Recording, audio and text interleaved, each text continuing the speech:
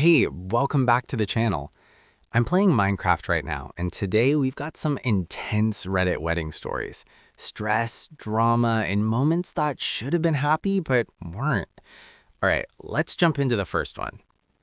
My wedding is in less than 24 hours.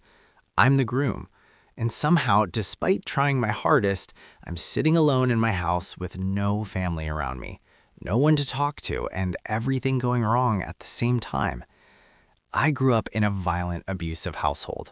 My father was an alcoholic who mentally, emotionally, and physically hurt my mother, my sister, and me for years. My mother eventually took her own life because she couldn't take it anymore. My father remarried within months, and we were left to deal with everything alone. He has never shown guilt. Even recently, he abused my sister and cursed both of us, saying we'd end up dead like our mother. He also insulted my fiancée terribly. After that, I cut him off completely. I can't let someone like him anywhere near my wedding. My father and my brother have abandoned me. Only a few relatives agreed to attend. I even booked flights for 7 of them, just so I wouldn't look completely alone on my big day. But today, Indigo canceled all of their flights due to operational issues. A lot of flights across India are being canceled right now, and there's nothing I can do. No alternate flights are available. My bride's mother made a comment today about what kind of family I have because none of them are here yet. I don't blame her for being stressed, but it still cut deep. It made me feel like I'm failing in every direction. And now I'm here, alone in my room, feeling the most intense loneliness and emotional pain I've ever felt. It feels like everything and everyone has abandoned me right before the biggest day of my life. I know logically none of this is my fault. I know the airline chaos isn't personal. I know I'm not responsible for my father's abuse or for people who chose not to support me. But emotionally, it hurts like hell. All I wanted was a normal wedding day where I didn't feel like an orphan standing alone. I love my fiancée and I want to marry her. She's the only good thing I've built for myself after years of trauma. I don't want this chaos to steal my happiness. I just needed to tell someone, to say it somewhere. I'm exhausted, I'm overwhelmed, and I'm scared. But I hope tomorrow I can still show up with strength and start a better life. All right, here's the second story. My newlywed wife, 32 female, and I both love the Borat movies. We were thrilled when the new one came out during the pandemic. This happened while we were replanning our winter wedding to accommodate local COVID guidelines. Just 10 close friends and family, everyone masks, keeping it small. My wife's favorite line in Borat is when he says, "My wifey." One day, I jokingly asked her how mad she'd be if I actually said that during our wedding. Instead of telling me no, she dared me to say it during my vows. At first, I thought she was joking, but she kept egging me on, like she was seriously daring me. Over the next few days, she brought it up at least 2 more times. One time was even when she saw I was working on my vows. So, of course, I did it. I kept my vows completely normal, until the very end. Then I said, "I'm so excited to start this journey with my wifey." Everyone went quiet for a second, except my brother, who instantly burst out laughing. My wife was not laughing at all. She started sobbing and stormed off. She locked herself in the bathroom while her mom tried to console her. My wife and her mom kept saying I ruined her whole special day. Her dad and her sister were also angry, but when I explained how she kept pressuring me and how I honestly thought it was just an inside joke, because we are usually a pretty jokey couple, they were more understanding. I apologized, but she stayed pissed.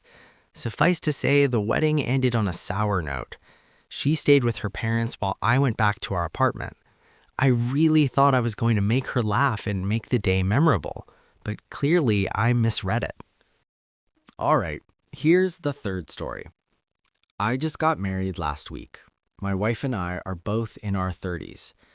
I'm Mexican and she's American, but we both grew up in the US. Our families speak both languages, so none of that was ever an issue. My wife planned every single part of the wedding. She was definitely controlling and honestly pretty nervous the whole time, but I understood. I figured she was just stressed. During the reception, I went up to the band and asked them to play a song so I could sing it to my new wife. The song was Te Amare by Miguel Bosé. It wasn't random. This was the song from our first date. It was at this really bad Mexican restaurant, and it became kind of a long-running joke between us. So to me, it felt personal, romantic, like a moment just for us. When I sang it, the guests actually loved it. My mother-in-law cried and told me it was beautiful. But my wife didn't look happy. She looked upset. Afterwards, I asked her what was wrong, and she told me I was an asshole. She said I took the spotlight during the wedding reception just to enforce my ethnicity instead of letting the band simply play our song for us like normal. And that hit me completely out of nowhere because I wasn't trying to show off. I wasn't trying to make it about me. I thought I was doing something meaningful, something sweet. But now I'm sitting here wondering if I crossed a line without realizing it. So, was I the asshole? All right, here's story 4. This is a throwaway account, just in case. My wedding was a few weeks ago, and honestly, it was the best day of my life. I'd been so anxious in the lead up, but on the day itself, I finally felt at ease. Everything came together after a year of planning, decision-making, and financial stress. During the reception, my parents and my husband's parents gave really touching, emotional speeches. Nothing overly sappy, just genuinely beautiful words. I could actually feel the love in the room, and it was exactly what I'd hoped for. Until the best man got up to give his speech. I was honestly shocked at what I was hearing. He started talking about my husband's previous flings, sex, drugs, alcohol, you get the picture. I wanted to crawl under a rock. What made it worse is this guy got married himself less than a year ago. I know him and his wife fairly well, and I would have called them semi-close friends. I genuinely did not expect him to give such an icky, humiliating speech. And his wife was filming the whole thing, laughing. Later, I found out she had proofread the speech for him. I felt so disrespected by the whole thing. I decided to push down my feelings for the rest of the night and focus on all the other positives happening on what was otherwise a perfect day. The next day, I asked my husband how he felt about the speech. He said it didn't offend him. He actually found it funny. I didn't want to ruin the post-wedding glow we were feeling, so I lightly said I thought it was a bit of a hot mess.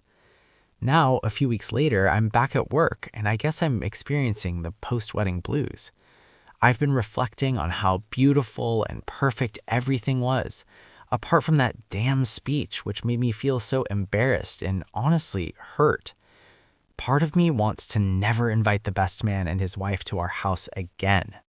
All right, this next wedding story is messy, and the twist is it all started with a video. So my Uncle Jay is 28, and he's marrying Mel, who's 26. Mel is naturally shy, and she never wanted a big traditional wedding where she has to walk down the aisle in front of a crowd. She wanted something simple. Her plan was to elope, just the two of them, and also have a traditional wedding from her home country. Jay was completely fine with that. He's happy doing things the way she wants. But Jay's mom, Amanda, wanted the typical wedding, the classic ceremony, the full event, everything. Mel ended up agreeing to it, but only on one condition. It would be an extra third wedding where Amanda could plan everything and Mel would have the final say. If she didn't like something, she could veto it. Money wasn't an issue because the other two weddings were basically free. This was more about family expectations than cost. The real problem started when Amanda showed Mel the bridesmaids list. There were going to be 7 bridesmaids, and one of them was Jay's cousin Letty, who's 27. And Letty has been rude to Mel since the day they met. She constantly makes little dicks at her, talks trash about her, and makes it obvious she doesn't like her. So Mel immediately vetoed Letty. And the worst part is, Letty was sitting in the room with them when it happened. Letty instantly threw a fit. She started acting like Mel was the problem, saying Mel is always rude to her and treats her badly. But I can vouch for Mel. She never goes out of her way to interact with Letty. What she does do is this. Whenever Letty makes a snide comment, Mel responds directly. She doesn't just smile and pretend it didn't happen.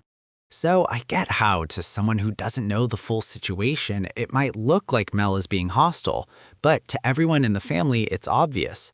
Letty starts it. Mel is just done tolerating it. Letty tried to claim Mel was holding a grudge from the very first week they met, but then Mel pulled out a video I had sent her. And in the video, Letty was talking trash about Mel just a couple of days earlier, calling her a bitch, saying she's not even that pretty, just nasty, disrespectful stuff. Amanda saw the video and immediately started minimizing it. She kept saying things like, oh, she didn't mean it, and trying to brush it off like it wasn't a big deal.